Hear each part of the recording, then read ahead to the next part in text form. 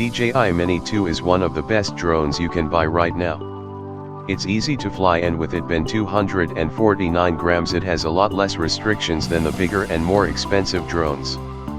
But if you own one or thinking of buying one, what do you do with the Mini 3 rumors? And now, if we are to believe the photos and video footage of the new Mini 3, and with a release date coming very soon,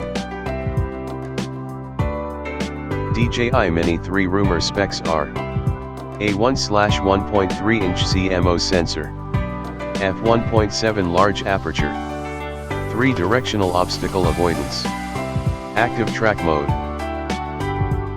Compared to DJI Mini 2 specs: camera 1/2.3, video resolution 4K, 2.7K, Full HD, battery capacity 5200. So is it time to sell and get ready for the Mini 3? Thank you for watching.